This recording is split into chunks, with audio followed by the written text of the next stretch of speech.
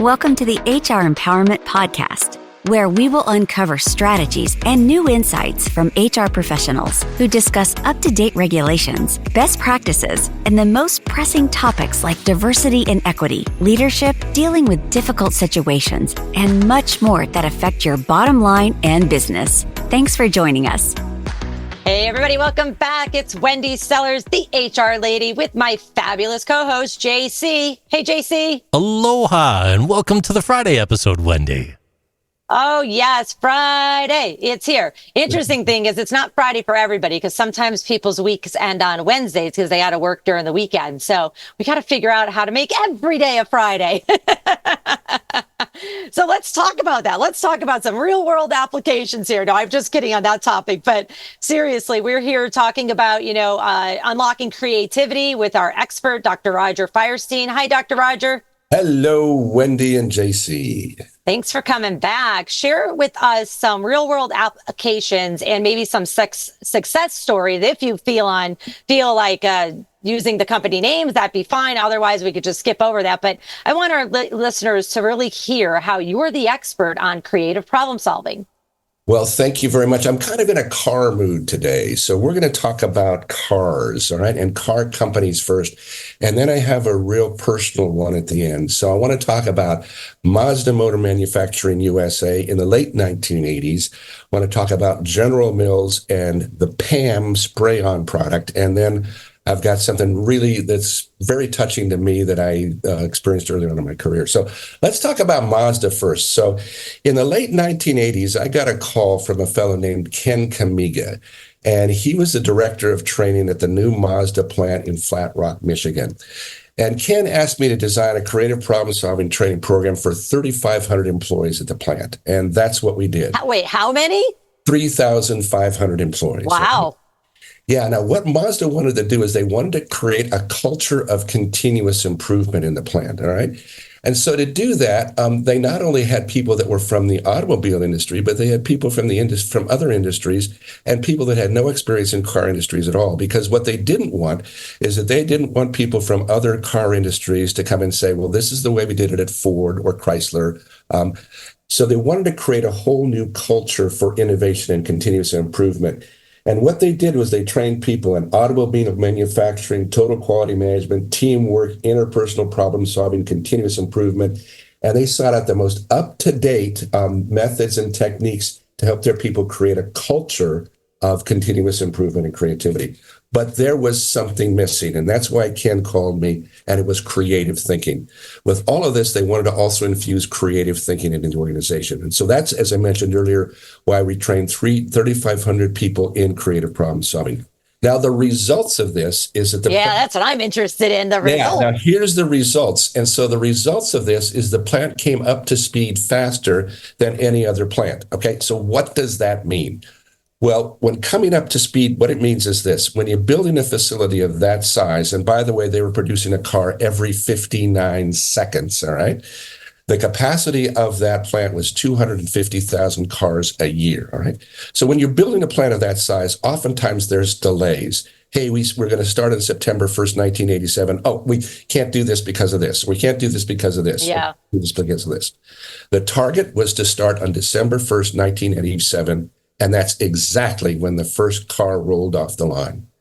Now, what that resulted in was if you had, let's say, a 3-month delay, that could cost the sales of about 60,000 cars. If Mazda made a profit of $1,000 per car, that would result in a $60 million loss. So by coming up to speed on time, they made $60 million more in profit. Nice. That alone, it should be a huge reason why people should be reading your books. Thank you. And that's in Solve the Real Problem. So let me give you another example. The other example is with the General Motors Forge plant here in Tonawanda, New York, Western New York. And a number of years ago, we were called in. We were training people in the plant in creative problem solving. Now, the Forge plant, one of the things that they make is a ring gear.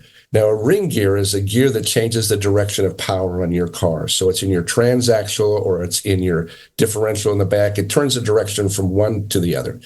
Now, to make a ring gear, what you do is you take a hot piece of metal that looks like a donut. You put it in this die. The die puts about 50 tons of pressure down on it. Hot donut comes in, ring gear comes out on the other side. The problem is that the ring gears were getting stuck in the die. So the operator would slab some grease on the die. The grease would hold scale, would be bigger, and it would break the ring gear in the process. What was happening is they were breaking up to about $50,000 worth of ring gears and dies a week. So this was a big problem. So they put together a little creative problem-solving session. And so they didn't only have the operators on the dies there, but they had people in administration, in HR. They had people that cleaned the floor. They had test drivers. And so they put the question out there is like how to prevent the ring gears from getting stuck in the die. So they started to generate some ideas. And this one gentleman said, well, we got a sticking problem here. And he said, I'm not quite sure what it is. She said, but my wife's got this product. It's called PAM. And when you spray it on the PAM, the vegetables don't stick to the pan. Why don't we spray the dies with PAM? Well, there's a chemical engineer in there, and his eyes just lit up. He said, PAM probably won't work. But a solution of soap and oil number 305 or something like that. Let's try that out.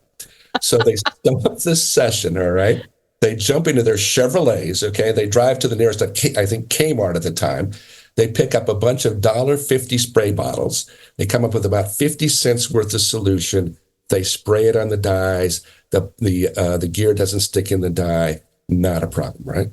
So, and the solution was about $1.50. $1.50 solution saved GM $50,000 a week, over $250,000 a month. I think what really, really solved the problem was the husband actually paid attention to the resources that the wife was looking at home to cook with, and then bragged about it in the workplace. Yeah, and now they said, well, that's not going to work, but it's coming close. So, yeah.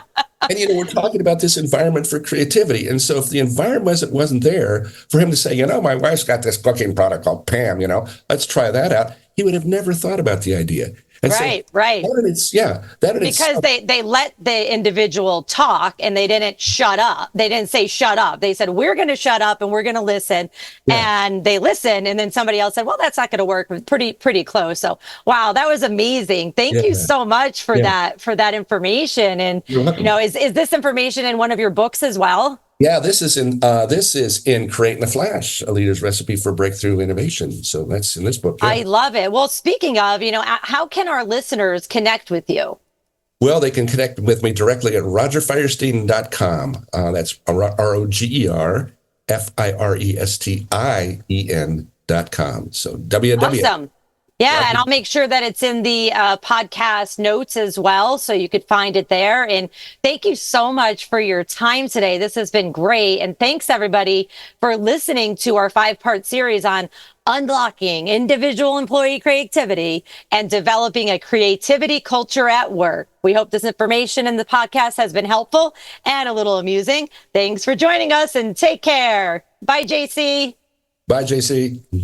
Thank you for joining the HR Empowerment Podcast, brought to you by Aurora Training Advantage. We hope you've gained new insight and strategies to navigate the HR profession.